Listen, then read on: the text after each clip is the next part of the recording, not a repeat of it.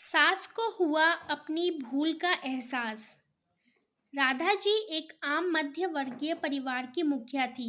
वे अपने बेटे शुभम और बहू मनीषा के साथ रहती थी। एक बेटी सीमा थी जो कि शादी के बाद अमेरिका में बस गई थी। राधा जी के पति की मृत्यु बहुत पहले ही हो चुकी थी। शुभम और मनीषा की शादी को 5 साल हो गए थे, लेकिन अब तक उनकी कोई संतान नहीं थी। राधा जी की बहू मनीषा भी जॉब करती थी, जो कि राधा जी को बिल्कुल भी नहीं सुहाता था। वे जल्द से जल्द दादी बनना चाहती थी, लेकिन मनीषा और शुभम यह अच्छी तरह से जानते थे कि अभी मनीषा का जॉब करना कितना जरूरी था। राधा जी अपने बेटे शुभम से इसके बारे में बात करती तो शुभम किसी न किसी बहाने से बात टाल देता था। इसलिए वे मनीषा को ही परेशान करने के बहाने ढूंढती रहती थी, ताकि वह अपनी जॉब छोड़ दे। और अभी कोरोना काल में तो मानो उसके मन की मुराद ही पूरी हो गई थी। हालांकि वे दिल की बुरी नहीं थी, लेकिन पोते की चाह में वे ना चाहते हुए भी ऐसा कर जाती थी। अपनी हम उम्र सहेलियों को दादी बनते देखकर उनका मन दुखी हो जाता था। उस दिन भी घर में ऐसा ही कुछ हुआ। ऑफिस में काम की वजह से मनीषा देर तक सोती रही और राधा जी को अच्छा खासा मौका मिल गया। ये क्या बहू, अभी तक सो रही हो? पता है सुबह के 10 बज गए हैं। शुभम भी बेचारा कब से उठकर ऑफिस के काम में लग गया है, और तुम हो कि अभी तक सोई पड़ी हो। चलो अब उठकर सबके लिए चाय नाश्ता बना लो। मुझसे कुछ हो नहीं पाता है, वरना मैं तो तुम्हारे भरोसे कभी ना रहती, खुद ही सब कर लेती। सॉरी मम्मी जी, वह देर रात तक काम चलता रहा, इसीलिए सुबह सुबह ही सो पाई थी, इसीलिए समय का पता ही नहीं चला। आप चलिए, मैं अभी जल्दी से आती हूँ। हाँ हाँ ठीक है, मेरा कुछ नहीं, पर शुभम को देख लो, उसे कुछ चाहिए तो नहीं? कब से उठा है बेचारा। हे भगवान, मुझे जल्दी से ठीक कर दे, ताकि मैं ही अपने बेटे का ध्यान रख सकूं। राधा जी ने नाटकीय अंदाज में कहा। राधा जी ने अपनी बहू मनीषा को उठाते हुए कहा। मनीषा ने घड़ी देखी तो वाकई 10 बज गए थे। आज उनकी आंख कैसे नहीं खुली।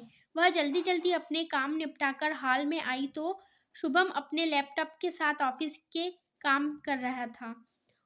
उसके किचन में जाकर चाय नाश्ता बनाया और फिर रात के बर्तन साफ किए और झाड़ू पोछा करके नहाने चली गई।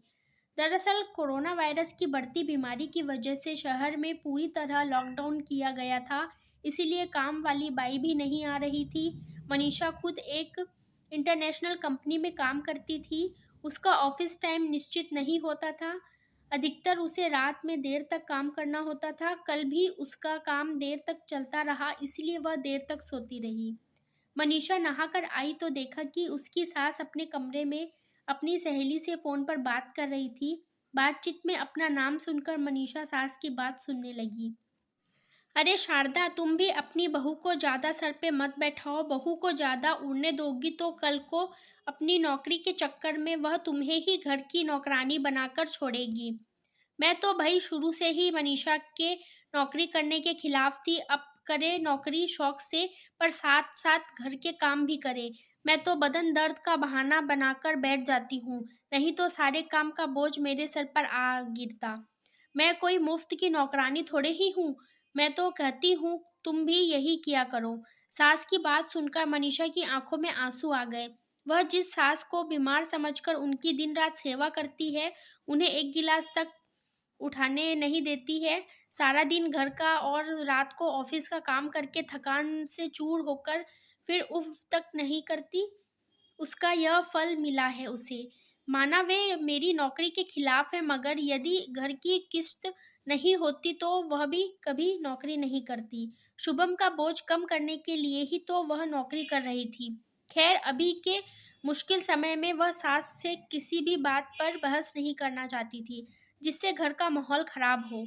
इसीलिए वह उनकी बात को नज़रअंदाज करके वहां से चली गई। लेकिन उसकी नज़रों में राधा जी की इज्जत जरूर कम हो गई थी। दूसरे दिन सुबह सुबह राधा जी की बेटी सीमा का अमेरिका से फोन आ गया। सीमा की सास उसके पास अमेरिका आई हुई थी। आदत के अनुसार राधा जी ने जैसे ही सीमा की सास की बुराई करनी चाहिए, वैसे ही सीमा ने उन्हें डपट दिया। माँ, आप बिल्कुल भी माँ जी के बारे में अनाप-शनाप नहीं बोलेंगी। पता है आपके चक्कर में आकर मैंने उनके साथ कितना बुरा व्यवहार किया था, लेकिन आज मुझे उनकी कीमत पता चल गई है। तुम तो उनके यहाँ आने के कितने खिलाफ थी, मगर आज अगर वे यहाँ नहीं होती ना माँ, तो ना जाने हमारा क्या हाल होता। तुम्हें तो पता ही है कि मेरी नौकरी का करना कितना ज़रूरी है। कोरोना ने यहाँ भी ऐसा कहर ढाया है कि घर से ही सब करना पड़ रहा है। किट्टू का बेबी केयर सेंटर भी बंद है। मैं और राजेश फुल टाइम बिजी रहते हैं। ऐसे में माँ जी ने अकेले ही किट्टू के साथ साथ पूरे घर का सारा काम संभाला हुआ है।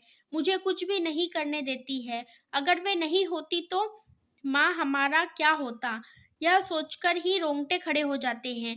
सच में माँ, वे कोई साधारण महिला नहीं है, बल्कि मेरे लिए तो देवी के समान है। मेरे इतना अपमान करने के बावजूद। और सीमा रोने लगी। उसने फोन कट कर दिया। सीमा की बात सुनकर राधा जी की भी आंखें भर आई। उन्हें अपनी भूल का एहसास हो गया। मनीषा तो वाकई उनका कितना ख्याल रखती है। उनकी कड़वी से कड़वी बात का भी बुरा नहीं मानती, उल्टे जवाब भी नहीं देती। वाकई अभी का समय तो एक दूसरे को हौसला देने का है, सारे गिले शिकवे भुलाकर एक दूसरे की मदद करने का है। तो फिर वे स्वार्थ में कैसे अंधी हो गई थी, इतना कैसे गिर गई थी कि ऐसे मुश्किल समय में अपने ही परिवार की सहायता नहीं कर सकती।